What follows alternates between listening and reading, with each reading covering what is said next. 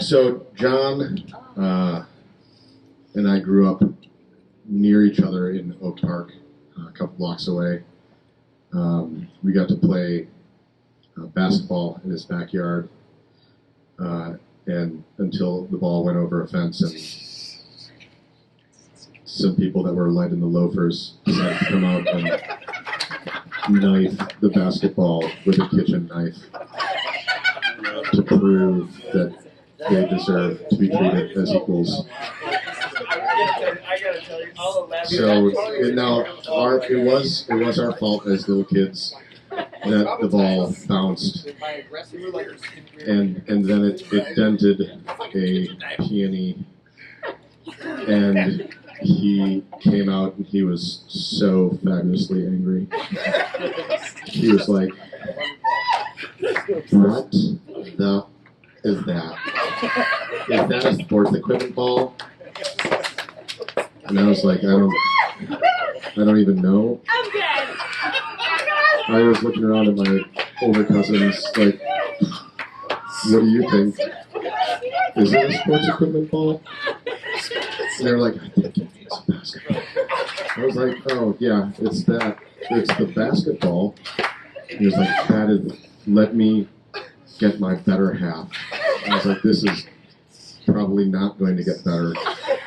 And so the other guy came out and with like a 9-inch kitchen blade, because we were easily 8, 7, and like 5, so I could understand. And he only had an 8-foot fence between us, so we were kind of like a gang, like a sports equipment gang. And so he came out and like meaningfully like poked it with his foot, like, "This?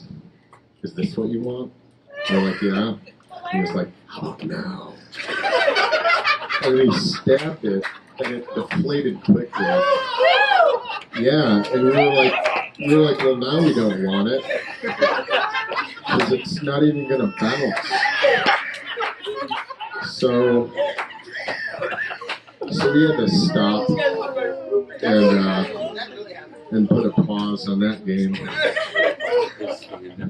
So that was fun. I was like, "You guys are going to do really well later on." And then, so that was when we were in Oak Park, and then the Sturgeons moved up to Germantown, Wisconsin, and so my parents decided they were going to move too, and so we moved not too far away. We went to St. Boniface, St. Boniface, and we had a basketball team, which was we were a really good team. We had more than enough people to. John Jay. Yeah, John Jay he could dunk at an early age. He was really good. I mean, the cousins still talk about us talking about him. We were so impressed. And the declaration, I think. He did, actually. Left-handed. I don't know if you know that. A weird detail. You gotta pay attention in school. And you should all take a note, especially the ones with multiple degrees. So I'm still sitting at none degrees, but left-handed. Anyway, so on other bits. So we played on this basketball team that was really good. We had the 5 players on the floor, and then like Mark Wazowski, who was on the bench, and he wasn't good. Washewski, that's right. He became the coach of Duke. It was close. He went to jail a lot of times afterwards. I found out recently. He contacted me by Facebook, so now I don't go on Facebook anymore. Like he live whatever streamed or something. He live streamed me, and he was like, "Joe White, what's up?" And I was like, "Hey, Mark, what's going on?" I'm an idiot that said "Okay, I'll click on." He's like, "How you doing, man? Everything good?" He's like, "Man, just got out of prison." I was like, "Ooh, internet's kind of sketchy here." So it sounds like he's doing well. But so for St. Boniface, we had a basketball team. We didn't have a basketball court to play on. We had a team. So yeah, but we had a team. It was pretty solid. And we would play at our home court. It kind of went back and forth, but our home court was either between the public school, which is like really nice, and they're like, oh man, someday. And then, which now we're like never with our kids.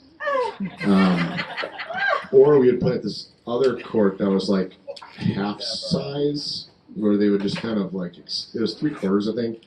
They would extend like, you'd cross half court when you got to the middle. Then as soon as you crossed half court was like 30 feet behind you. And they had these, in order to heat the building, because it was not insulated, it would just have these turkey baster, like things on the ceiling. And so you'd go from like frigid, like, showing a little bit too much for a Catholic school on your jersey, like, oh, it's so cold, like, oh my gosh, it's so hot. And it was awesome because the building they built, they were like, this is going to be a great tiny gym. We should give enough room for two. I mean, you want to be able to have the crowd. You want to be able to fit the crowd. So there was enough room for like 2 rows of parents on one side and then like the brick wall. And so, I mean, it being a huge team, there were a lot of parents, like 12. So there was this one coach that was, or not coach, there's a ref that was, he was really, really bad at his job, at least as far as what I could see. And so he would make terrible calls. It was kind of like his thing. It was really funny for other people that weren't there. And he would just make a terrible call, and then like one of the parents, like they weren't all grouped together, he'd just be like, boo! And he'd be like, really? And he could like look at the person and be like, warning, Jim Sturton. And Uncle Jim would be like, yeah, what about it? And then they'd have like a short convo, like in the middle of the game. And it's like 5th grade basketball. And I remember one time him kicking out like 3 parents who just were having way too much fun with this. It was like, this is hilarious. The game is like 18 minutes long. We're getting an early start on our car. We can warm it up. It's going to be really, this is actually, thank you. It's convenient on our side. You're like, our side. That's great. Thank you. And he was like, double technical for making it convenient to you, Jim Sturton. Like he's getting high fives and he's like warnings to everyone.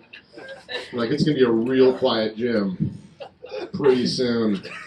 So then the time came. We graduated from St. Boniface and we went to. By the way, they now do have a gym. It's in their gym. I think it's carpeted though. So Is it church? I don't know if that counts as like a real gym, but only the Lord knows. Everyone's so kind there. So then we had to go to high school. I think that happens when you graduate from at least one endeavor. I haven't figured out the later ones. And then, so John went to Germantown High School with most of the other classmates, and I went to Marquette, which is all boys and sounded kind of gay. Like, I mean, I didn't know what that meant, except for like the knife thing earlier. I got that. I figured that out. But so we went to high school. We still stayed in touch. John was nice enough to coerce people to invite me to dances so that I could hang out with him and the other guys. And then I remember going to Sleeping Bag Weekend, which was a really good decision. That one wasn't a joke. That was I had a great time. I got a scholarship that was taken away later. So I got the presidential scholarship when it meant something. not like after an actual president. I think it was just like, you're president of this shitty scholarship. Here you go, good job. You filled out all of the blue sheet with fucking nonsense. You'll do great here. So we were flying there, and so this is pretty much when the internet was invented, was about that time, and so I had printed off stories of Jack Handy, and we were the extremely mature 2 young adults on a flight down to Dallas from Milwaukee International, which is technically true because Canada is another country, so it's an international airport. Milwaukee's a third world country. And so we're flying down and we're reading these Jack Handys with like real adults around us, and we're already excited to go down. We're giggling. So I printed them out on 8.5 by 11 sheets, just because the internet saves paper, and so I printed out like just a stack, and we're reading through these and just like laughing our asses off, getting the dirtiest looks. We did not care. We got down. We were being hosted by your brother Mike, and being the young, responsible adults, we got totally bent or whatever. I don't know what the kids say. Say deeked. Deeked? Yeah. But that was like when a hockey player moved. Anyway, so we drank too much, and then we woke up we were on the floor in the living room, and Mike was on the couch. He was like, "You guys are late, so late." We had about, I think, 8 minutes to get to this scholarship exam. We were, luckily young, so we just popped right up. And I remember as we were like running out the door, turning around, and Mike was like, "Guys, good luck!" And he reached under the couch and pulled out a warm Busch Light and like opened it and just started drinking. He's like, "I'll see you after." And I was like, "College is the best. This is gonna go well."